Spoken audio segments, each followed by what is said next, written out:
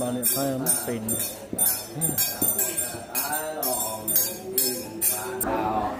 Hồng màu siêu ba giàn xì hủ xuống đây phát đi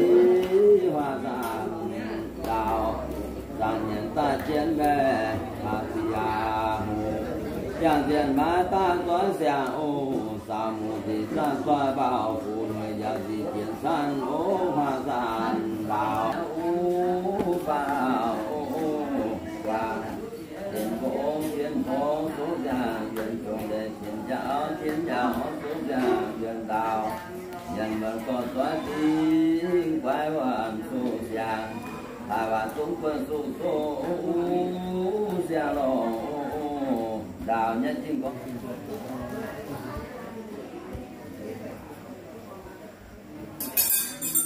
già ta vui được cái việc gì thôi này cái còn đấy nè còn lần thứ hai sáng sáng gì cả có sàn hồ ai có đó và nó bản nó ăn được nha ai mà ta được quán của đám cuốn sàn rồi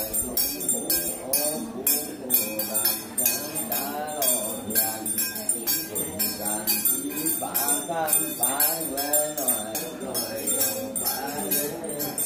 du đi ô quá tiền nhà là có thiếu gì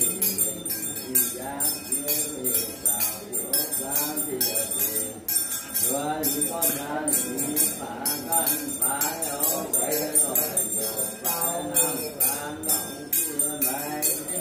do phải làm sẵn về rồi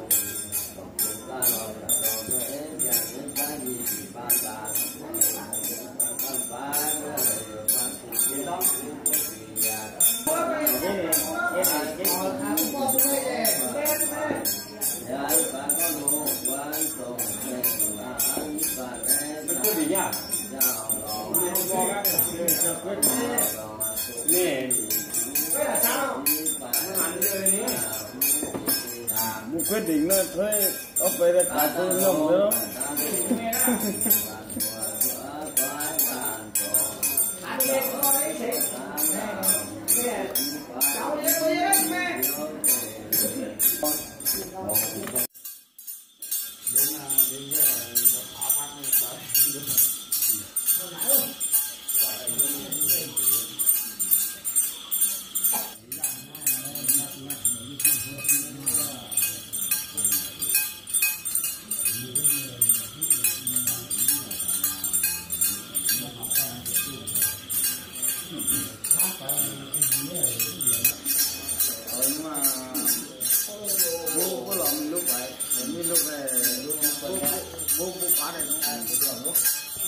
Chết cam rồi. Bữa đi mà, bữa đi mà. Không bữa lại về. Bởi vì con tay là từ xưa mà học bên đúng ít ra cũng phải tâm. Cái lúc phải về. Không thì nó quên lâu có một lần. Vậy là sau khi đã làm bất tỉnh, gần đây anh hai cho chị nhà đó. Sau khi tỉnh dậy, nhưng mà nói thế như vậy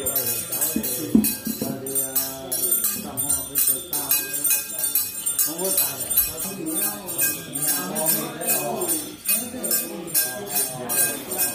có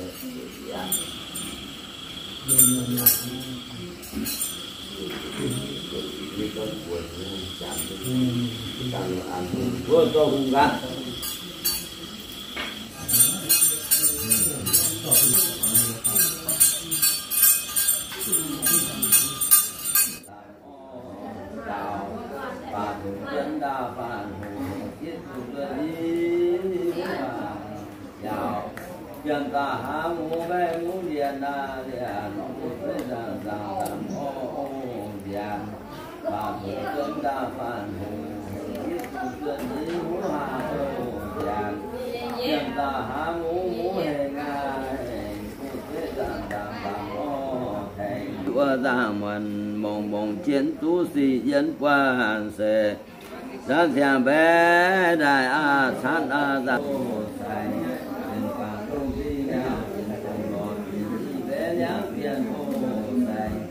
ba thế bé tu sĩ bé về ngõ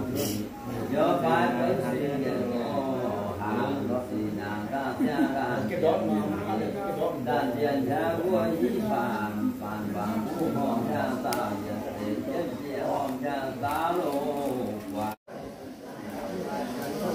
ý là cô con hiểu lắm, có thì mình sợ ai rồi, để là hiểu toán,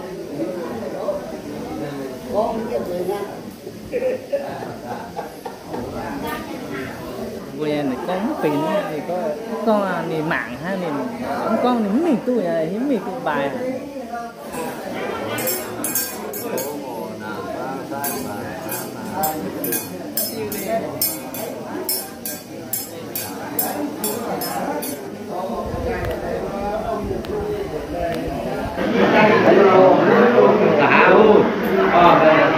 thiên xa ông bùa cho đàn lệ xe phá xào dìa bùa cho đàn lệ phá xe xì nam chiến tỏi quá tạm xin giáo lệ phá